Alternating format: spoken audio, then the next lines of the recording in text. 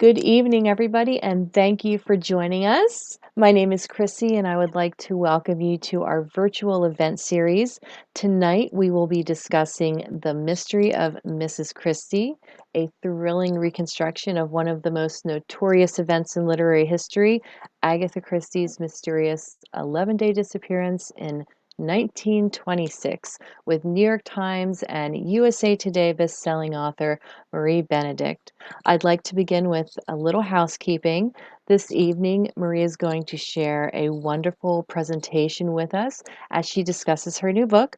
Following that, I will be moderating the question answer portion of the event. If you would like to submit a question, please click on Ask a Question at the bottom of your screen and enter your question there. If you are watching from a phone or tablet, please click the icon with the question mark and you can submit your questions there. If you would like to purchase a copy of The Mystery of Mrs. Christie from the Doylestown Bookshop, please click the button on your screen that says Buy the Book.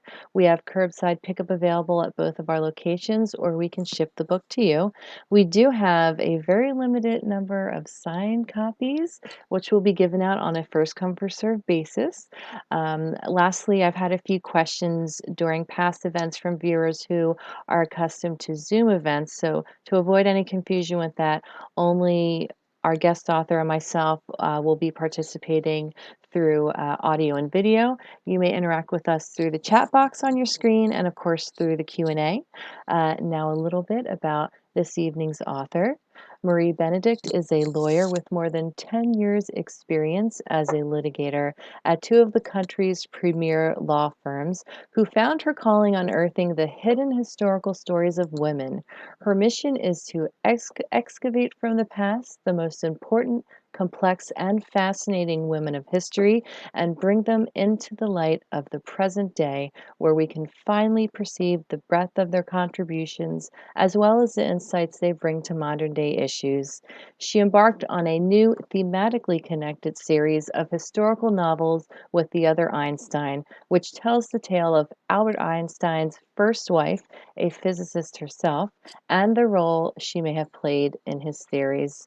The next novel in this series is the USA Today bestselling Carnegie's Maid, which released in January of 2018, and the book that followed is the New York Times bestseller and Barnes & Noble book club pick, The Only Woman in the Room, the story of the brilliant inventor Hedy Lamarr, which published in January of 2019. In January of 2020, Lady Clementine, the story of the incredible Clementine Churchill, was released and became an international bestseller. Her first co-written book, The Personal Librarian, with the talented Victoria Christopher Murray, will be released in June of 2021. Writing as Heather Tyrrell, Marie has also published the historical novels The Chrysalis, The Math Thief, and The Frigid of Kildare. Woo! Hello, Marie, and welcome. Thank you. Wow, that was quite a litany. Sorry about It sure was. I'm sorry.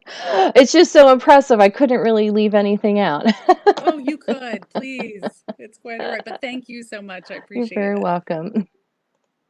Well, I am just thrilled to be here tonight with you all. And thank you to the Doylestown Bookstore for inviting me. I've never been to your store before. And, we are living in such different, challenging times with the pandemic. And I'm used to being able to visit readers and bookstores and booksellers in person. And it's definitely one of the downsides that I'm not getting to do this time around. But I want to thank the readers, the booksellers, the librarians, all those wonderful folks out there who are keeping us connected through books. And gosh, your independent booksellers have done such an amazing job at pivoting through this really strange time and finding new ways to keep us talking about books, selling us books. They're becoming technology experts and the like, unlike myself. Almost didn't make it on here today. So I want to say a huge thank you to your bookstore. Want to shout out how important it is to support those fantastic independent bookstores in your communities.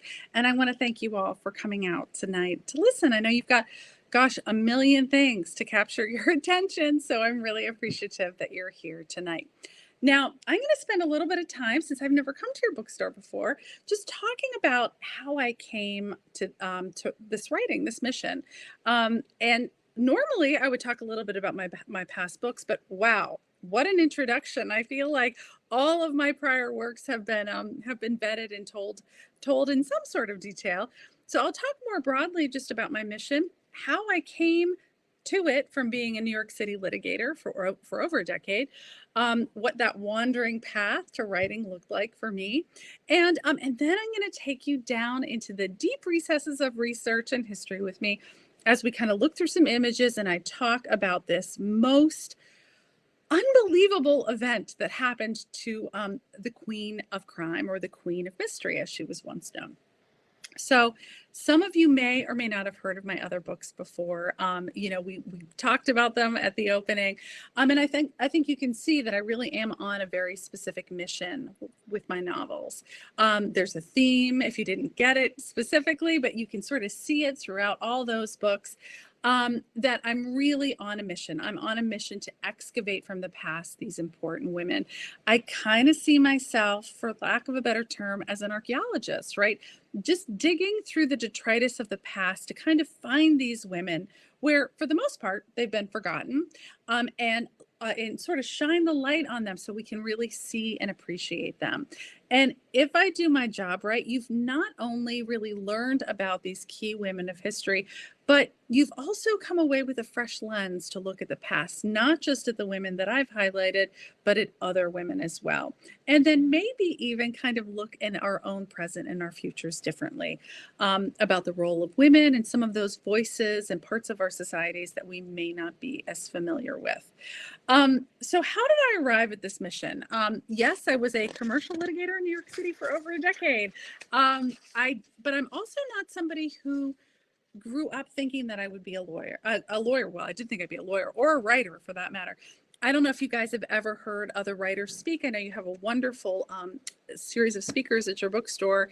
I didn't aspire to be a writer growing up. If you've heard other writers talk, some of them did, and actually quite a few of them have. Always had that bug from when they were really young. I wasn't a writer, I was a reader, like maybe some of you. I was that crazy, voracious reader kid who always had her nose in the book. If my mom dragged me around for errands, I always made sure to have a book with me. I probably would have like an iPad with me today with lots of books on it.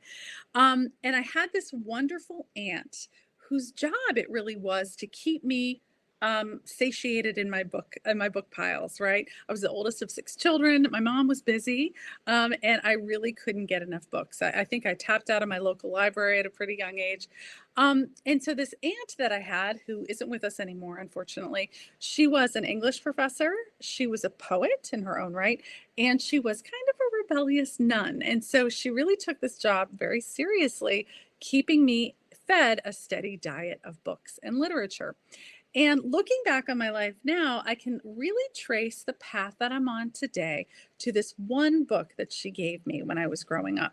She gave me a book that maybe some of you have heard of, usually nobody has. It's by an author whose name is Marion Zimmer Bradley. She wrote this book called The Mists of Avalon. Now, if you're familiar with it, maybe it's even a smile on your face, but for those of you who don't know it, it is for the time period, groundbreaking, really. But it was a historic retelling of the Arthurian legend. And it was told from the perspective not of King Arthur and the swashbuckling knights of the Round Table in their quest for the Holy Grail, but it was told from the perspective of the women in Arthur's life. We hear about those same events through the eyes of his wife, Guinevere, and his sister, Morgan Le Fay. And as I was reading this book, it was like a revelation to me. It really opened up my eyes to the fact that there were so many voices and stories in history that we've never heard, and that it's only through the capturing of all those other voices, very often women's voices, that we can really get a full understanding and perspective on history. And it kind of lit the fire under me to find out how history is really fashioned, why the stories that I was curious about really weren't working their way into my history classes. And it sort of started me on a path maybe to become an archaeologist, which is kind of how I think about myself today. I did go to college and become a history major. I thought maybe I would be a history professor. But at that time in history, if you were a history major, people were sort of asking you what you were going to do with that. And women were really coming on the scene in a big way in the legal field. And there was a lot of kind of suggestion that maybe I might want to become a lawyer. And so I listened to those societal voices, and I became a New York City litigator for over a decade. Right from the start, I knew it wasn't what I was meant to be doing. I still felt kind of called to those historical mysteries that I wanted to solve, those historical voices that I wanted to unearth. And during my decade, working very long hours as a New York lawyer, I would sneak off and take classes at NYU and Columbia about different facets of archaeology and history, thinking maybe I would go get that PhD, until I found that what I really wanted to do was try my hand at writing. And through fiction, I could delve deep into these different voices and different crevices of history, the shadows of the past, and unearth the pieces of the past that haven't been told through the lens of fiction. And for me, you heard I wrote some books as Heather Terrell. It was when I started writing as Marie Benedict that I really realized I'd come full circle, and that I was really, I had really found my calling, really focusing on specifically the hidden historical stories of women. Once I finally arrived at the decision to tell those stories, I feel like I've developed almost like an antenna for those women in those histories. I literally find them everywhere. They are hidden in plain sight, just waiting for us to uncover them. Just as one example, one of the books that was mentioned earlier was The Other Einstein. It's the first in this series. It's the story of Mileva Marish Einstein, who was Albert Einstein's first wife and a physicist herself. It explores the role that she may well have played in his theories. I came to that story while reading a children's biography with one of my sons several years ago. And there were about 2 sentences about Albert Einstein's first wife, who was in a university physics program with him. And that antenna kind of went wild, and I realized that I needed to delve deep into the past and unearth this particular woman. But not every story came to me through a children's biography. Some came through mention of a friend, as in the case of The Only Woman in the Room and Hedy Lamarr. And in the case of this book, The Mystery of Mrs. Christie, I came to this story a little bit differently. That aunt that I mentioned, she had, in addition to giving me the Miss of Avalon and lots of other books, she also gave me a lot of Agatha Christie novels. And so I started really gobbling up these wonderful mysteries when I was back in middle school. And I always was fascinated with her, the way she was able to craft these incredible puzzles, that sort of golden age of mystery, incredible setting that she had in all of her novels. And so I kind of keep this long list of historical women that I might want to write about.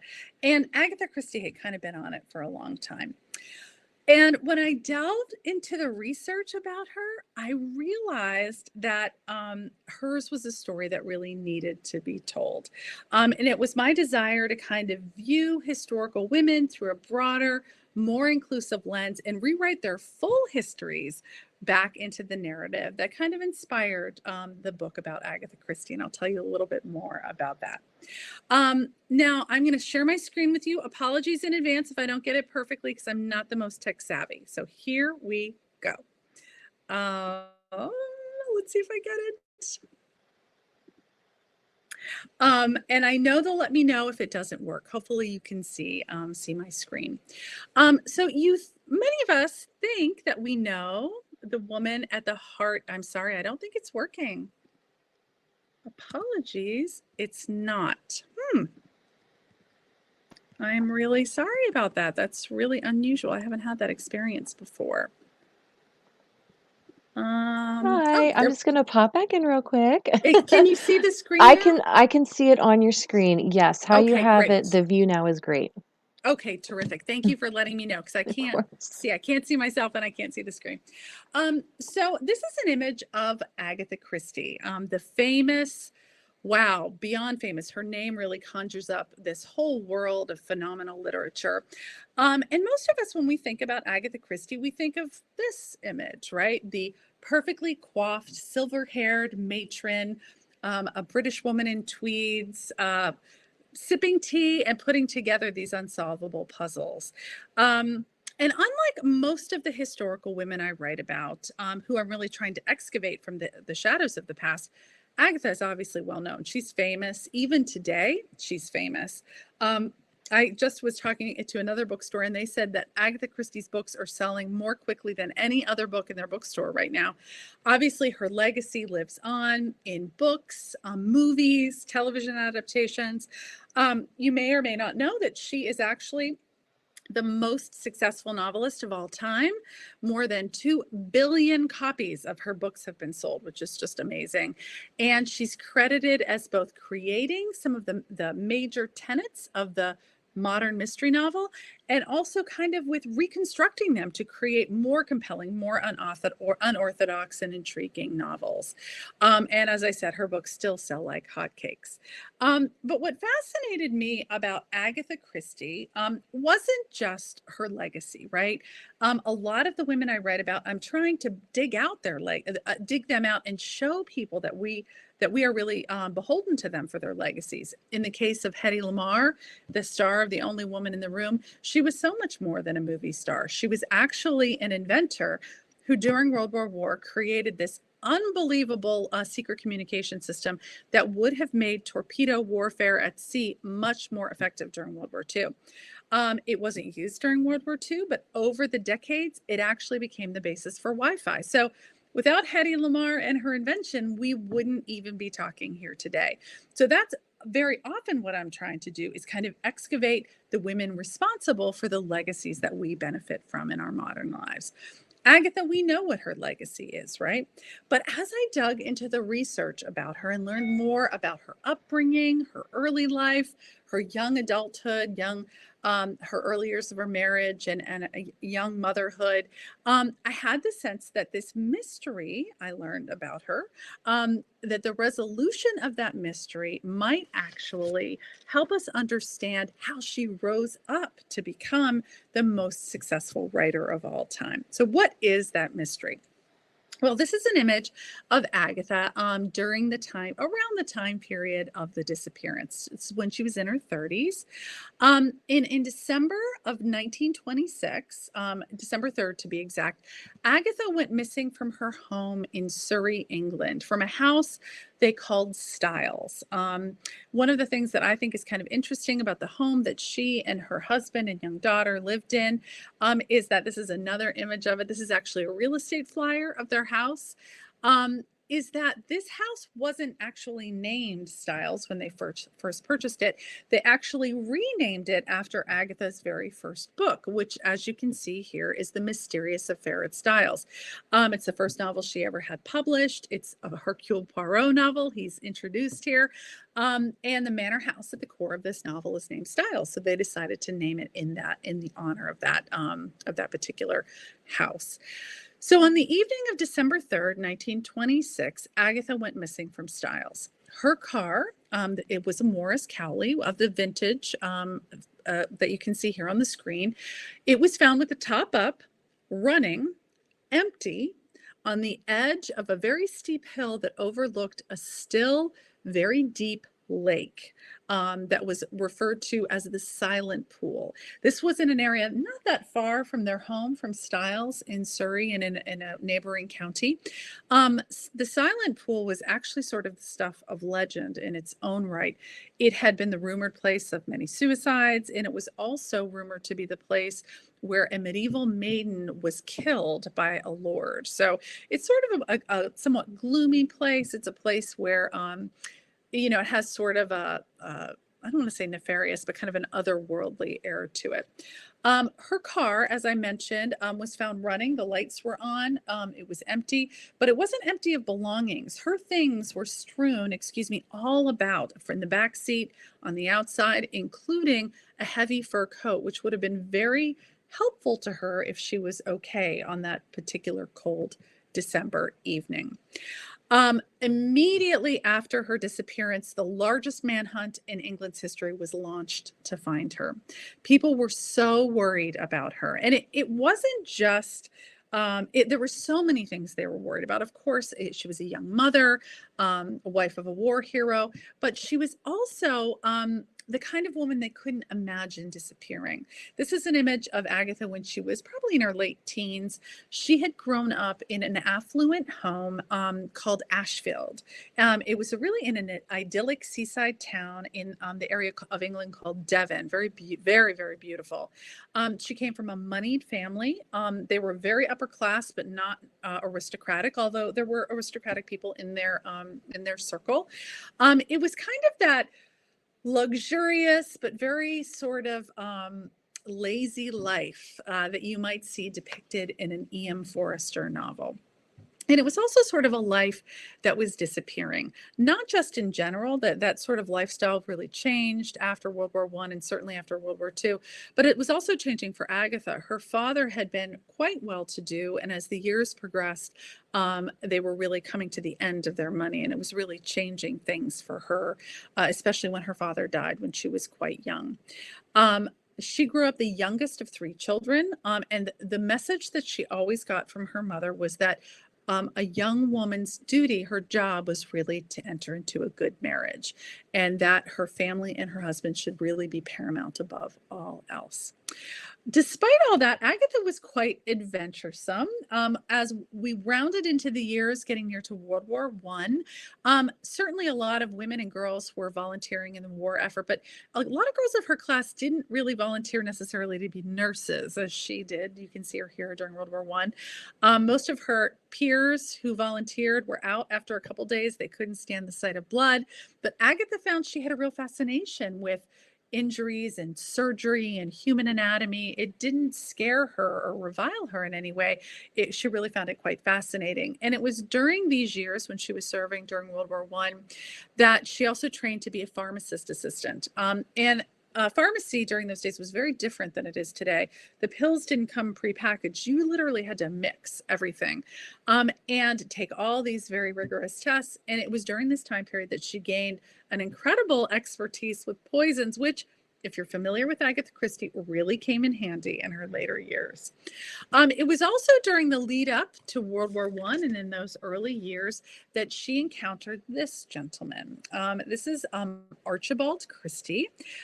He was a pilot in the Royal Flying Corps. It's hard to kind of describe how exotic and incredible it was for people to encounter pilots at those days. Obviously, flying was very new. The Royal Flying Corps was one of the very first of its kind, an organized military unit in which flight would really play a big part in the military and wartime efforts. It was obviously incredibly dangerous as well. But he really swept her off her feet. They married during World War I. He lived. He made it through without any physical scars during the war, unlike a lot of his fellow soldiers, fellow pilots. But I do think he suffered emotionally. They didn't use the phrase PTSD back then, but he really was quite different when he returned home to his young bride after World War I. He struggled really to find his footing, to find a place. Eventually, he landed in the world of business. But there were some struggles in their early years financially, and that's where Agatha's writing came into play.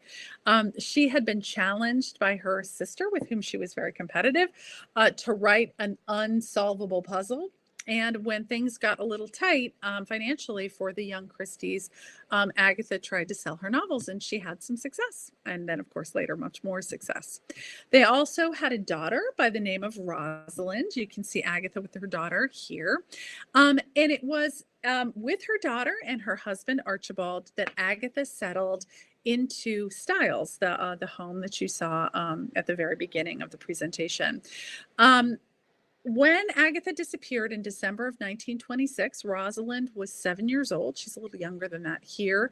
Agatha's writing career was getting more and more successful. She had just finished her fifth novel, The Murder of Roger Ackroyd. You can see an image of it here with one of its early covers. For those of you who aren't familiar with the book, it was really her most successful to date. It was very well received from a review standpoint. It really, over the decades, has become really the quintessential unreliable narrator novel. If you're not familiar with that phrase, what it really means is that one or all of the narrators, the storytellers in a book, are lying. They're not creditable. And she used that device to incredible effect in this novel. This was the book that had come out in the year before her disappearance. I would like to just say that although she was having success with these novels, Agatha was by no means the household name that she is today. She was a successful but still burgeoning mystery novelist. But certainly the fact that she was a young mother of a World War I hero, and also a mystery writer who had disappeared in circumstances that seemed torn from a mystery novel, all of those things absolutely played into what happened next. And that is that not only did the largest manhunt in England's history rise up to try and find her, the press and the media at the time became absolutely enamored of this story, particularly once hundreds and then thousands of volunteers came onto the scene to help comb the countryside around her car, to help dredge that silent pool, that lake near where her car was found. Bloodhounds were loosened on the sites, the police departments, and there were many police departments working on it. They were getting all these reports that they had sightings of her, none of which really panned out. And then when things got really tough, they brought this gentleman onto the scene. This is Sir Arthur Conan Doyle, who you may know as the author of the Sherlock Holmes mysteries. Why the police and the authorities decided that they needed a fictional mystery writer to help solve the question of where Agatha Christie went, I really don't know. But in any event, he didn't find anything, because what he did was he actually took one of Agatha's gloves, showed it to a psychic, and when she couldn't come up with anything, that was the end of Sir Arthur Conan Doyle's contributions. Day after day, day 1, 2, 3, 4, all the way up to day 11, there was no sign of Agatha.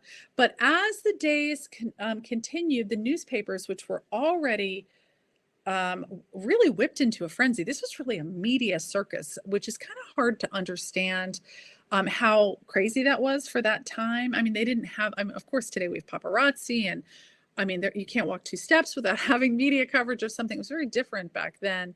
But the facts of this particular story really captured the imagination, not just of English journalists, but of journalists across the world. And this disappearance was being reported on in America, in Australia, you name it. It was really everywhere. Those reporters and those newspapers became even whipped into a further frenzy when reports started to surface, when we're into day 8, day 9, day 10 of her disappearance, that the couple, Archie and Agatha, had been having marital difficulties. Archie started to become the focus of newspaper reports, in particular when journalists learned that on the very night of Agatha's disappearance, he had declined to go away for the weekend with her as they had planned, but had chosen instead to stay at a friend's home for a golf weekend. And he was joined by a woman who was suspected to be his mistress, a woman by the name of Nancy Neal. He became one of the primary suspects in her disappearance, and a lot of the articles from that point forward really focused on him. 11 harrowing days transpired without finding her.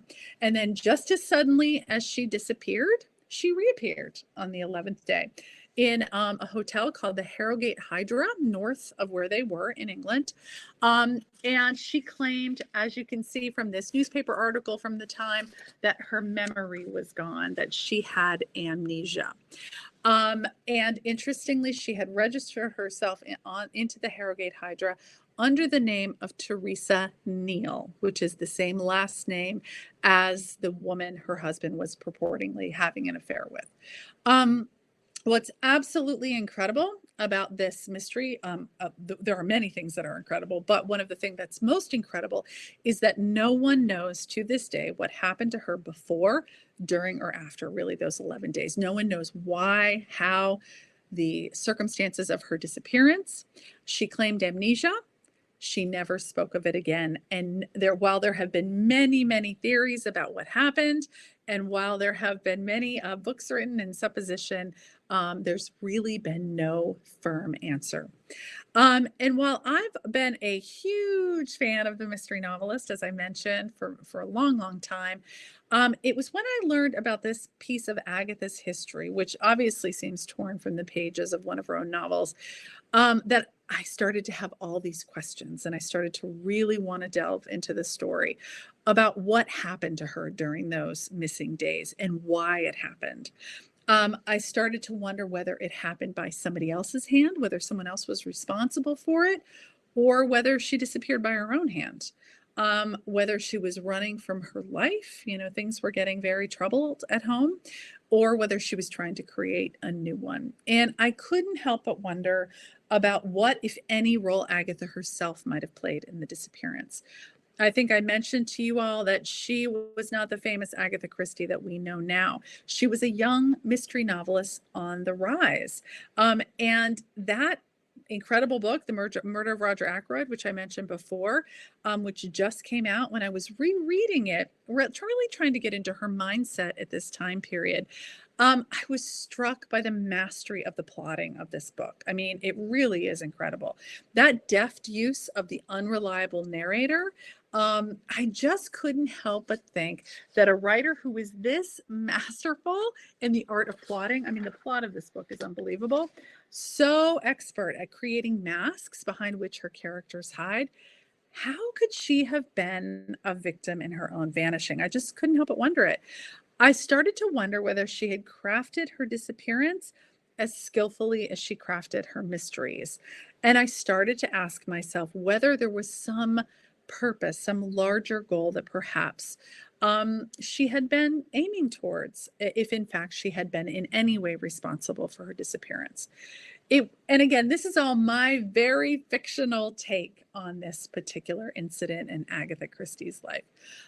It was this perspective that really started the writing of the mystery of Mrs. Christie.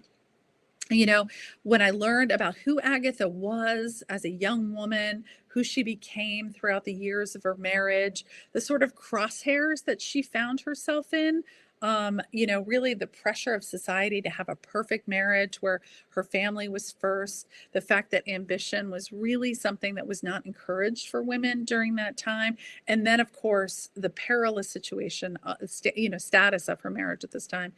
I just started to wonder whether she could be, in my fictional universe, that rare example of a historical woman escaping from the confines of her own time period, sort of getting around the limitations that were being placed on women at that time. A woman who was writing herself back into the narrative.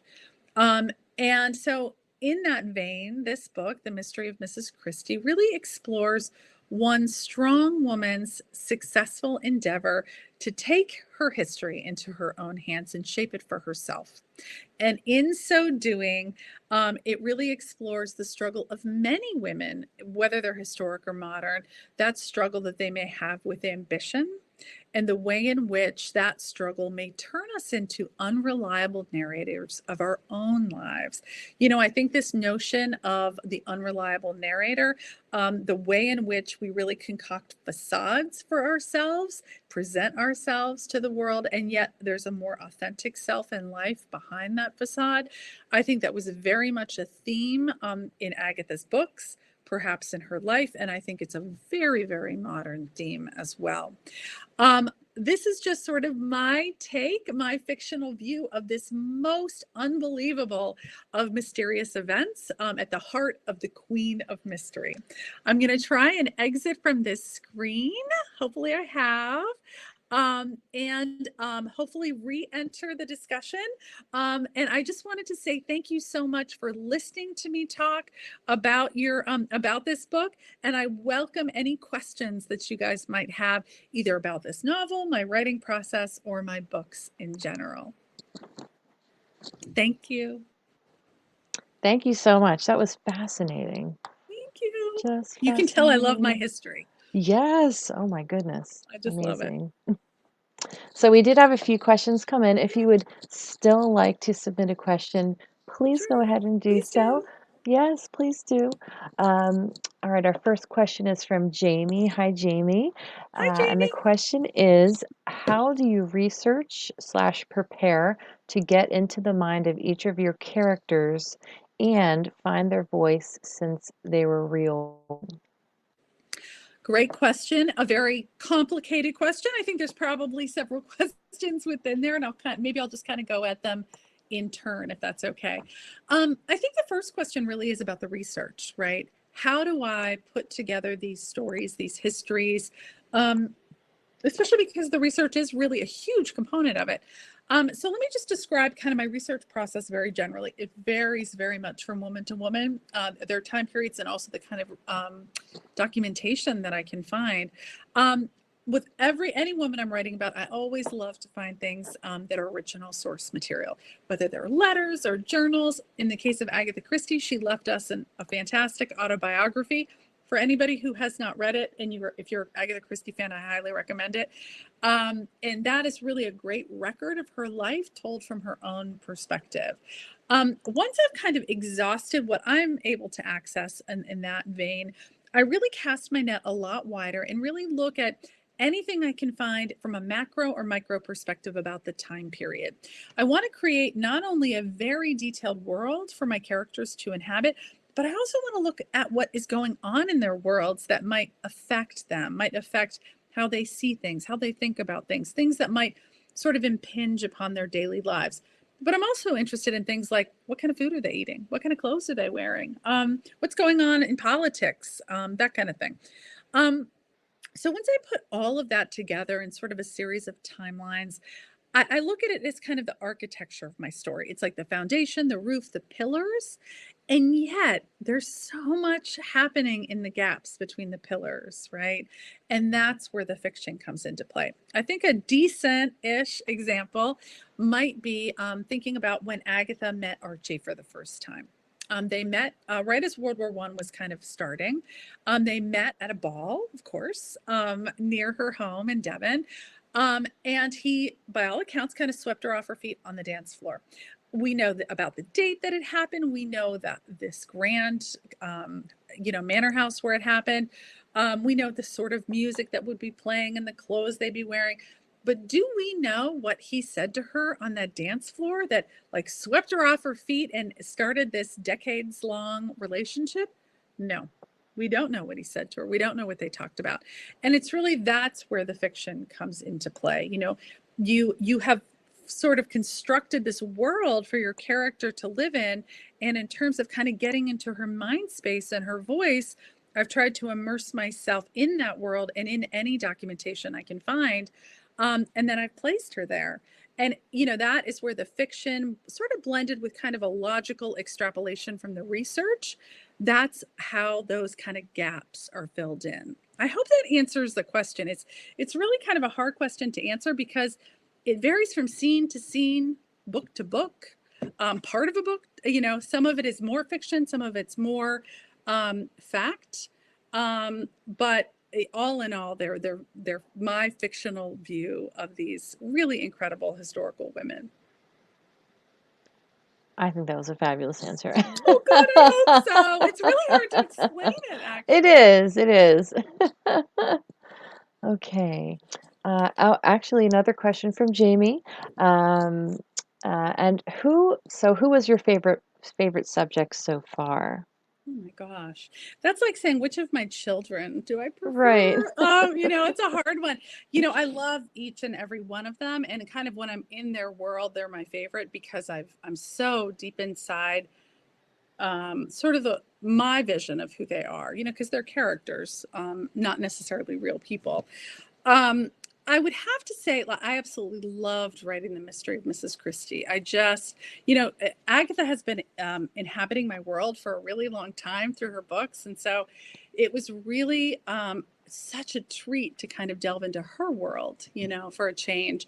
But if I have to say, like, there's definitely one I feel most protective of, and that's the first one, Mileva Marischeinstein. I mean, if you're familiar with that book, her circumstances, she was such a brilliant scientist, and I really do think that had she I would say her closest counterpart is Marie Curie, who she actually knew and was friends with. I think her life would have been so different if she would have had a different spouse. And when I look at her and a little bit more about what happened to her during the course of her marriage to Einstein and ultimately in her life, I have kind of a soft spot for her. I feel very protective of her. That said, I love them all. I really do. I can't pick one.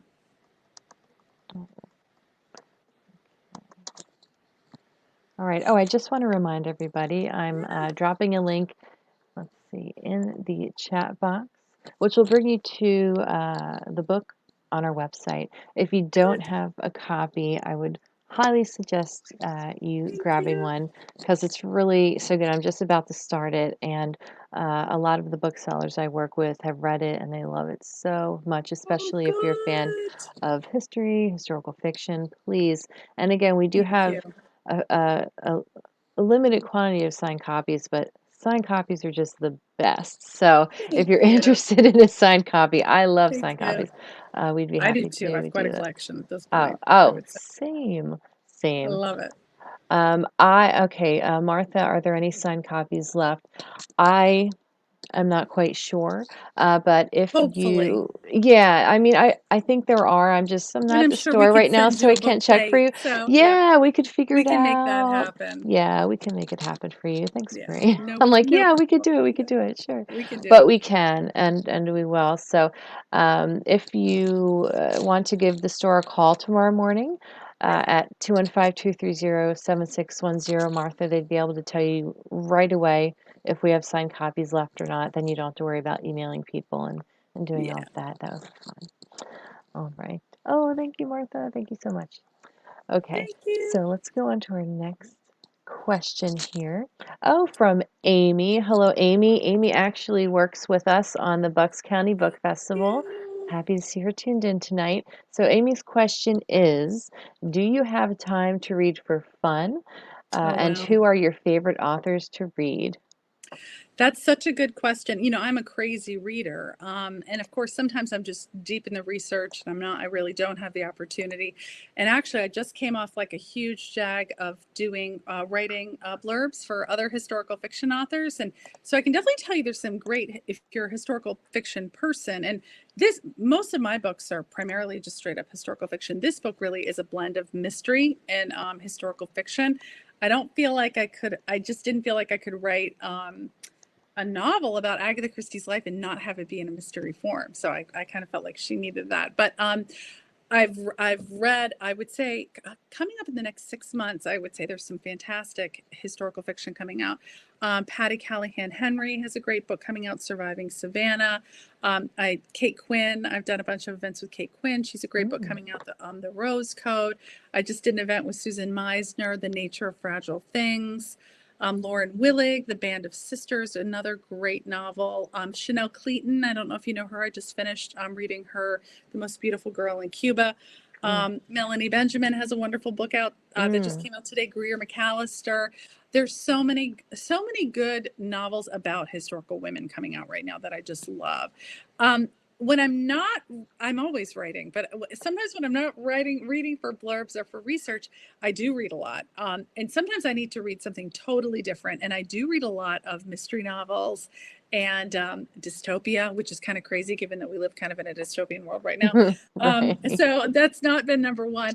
And other than that, just really good literature. I just finished a phenomenal.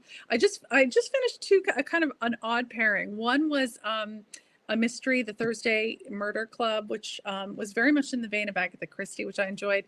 And right before that, I finished, Ya Jesse's new book, Transcendent Kingdom, which was Oh, really wonderful. Oh, and I just finished Margaret Atwood's new book. It's the oh, sequel to The Handmaid's oh, Tale, the Testaments? The Testament, and Mm. that was phenomenal too. So those are the three most recent books I read just for fun, just for pleasure, and each one of them was just breathtaking in their own right. All right, we have another question from Ebaline. I hope I pronounced that correctly. How much time did you spend on research for this novel? For this novel. It's hard to say. I have to say, when I first commit to writing a book to when I turn in my first, well, it's obviously edited, but pretty solid, complete draft to my editor, it's about 10 to 12 months. But that does not take into account the time that I think I mentioned I have a long list of women that I write about. And as I'm writing one book, I'm dipping into the research of another. I do at least one book a year, so it's kind of part of my process.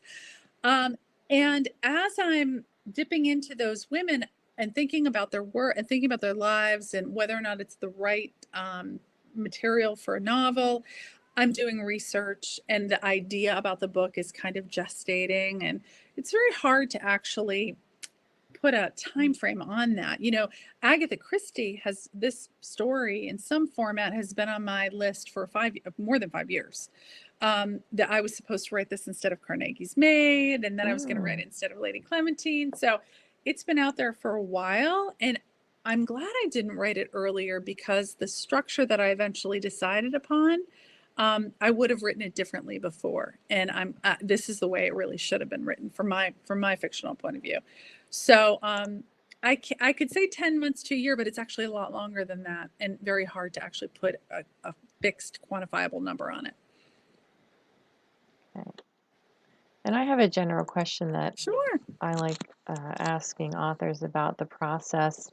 And you kind of answered it, but I think if there's any writers watching, what is your process for plotting and outlining? And I know there's the research, and of course there's the writing the book, but do you have a specific way that you begin when you have an idea and you're like, okay, like this is my outline, this is what I need to do? What's your process for that?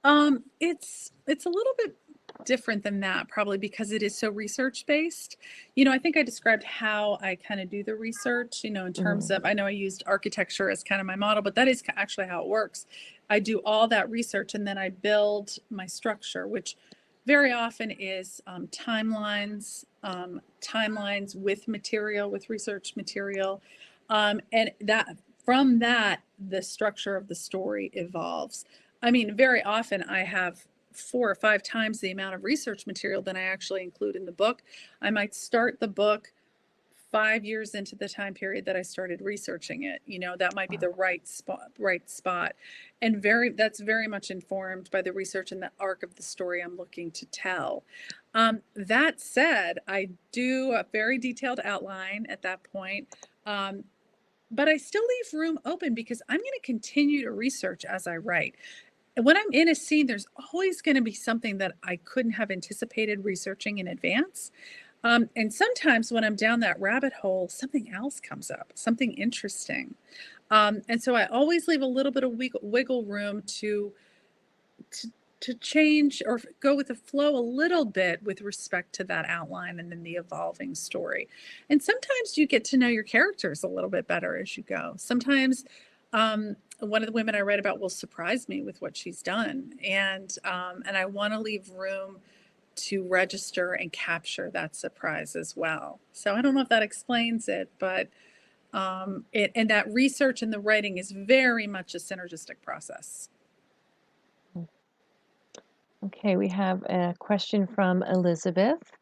Did you travel to England for your research, and what primary sources did you have access to? Yeah, I did travel to England for it.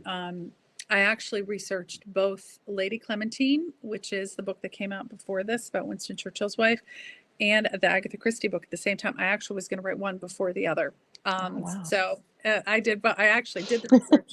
Thank goodness, because the world shut down after that. Although I was scheduled to go back to do some more of the documentary research. I had my family with me when I did the initial research.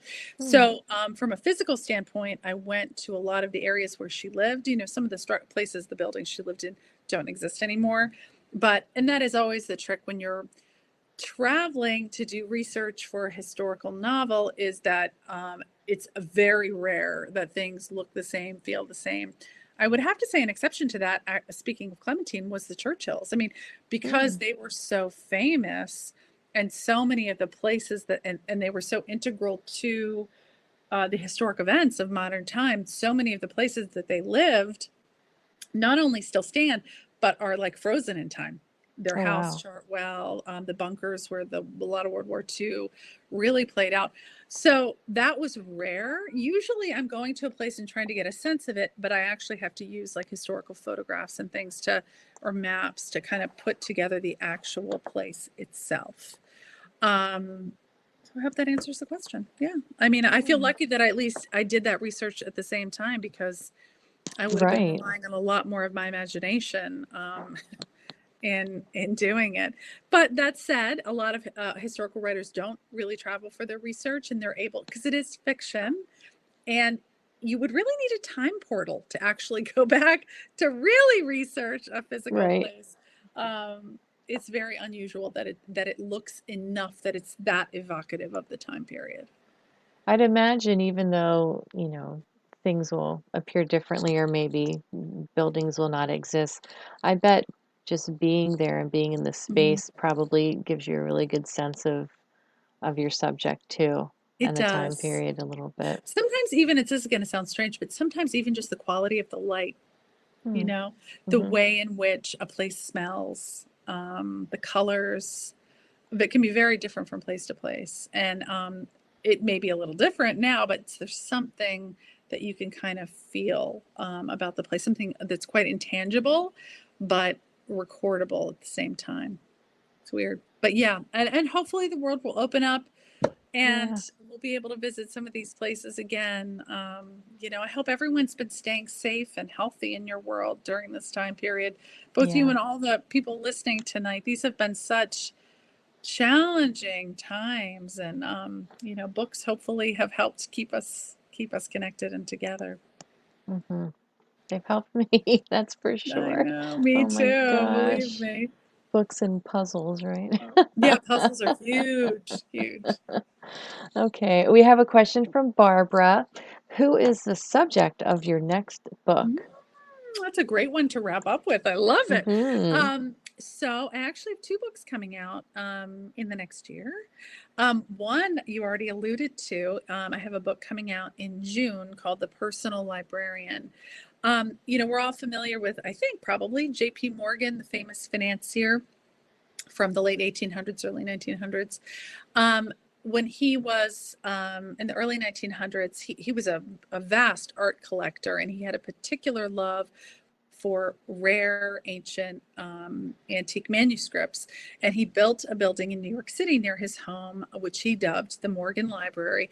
And its purpose was to house really his collection of priceless manuscripts and books. Um, if you ever have a chance, if the world ever opens again and you can get to the Morgan Library, it is like a jewel box. It's so stunning. Oh, wow. He hired a woman actually to run it, to form his collection, organize it, form it, expand it. And she ran it for over almost 40, close to 40 years. Wow. She became one of the most powerful people in the art world during her lifetime, really shaped art, rare books. And the only way she was able to do that is by hiding her identity.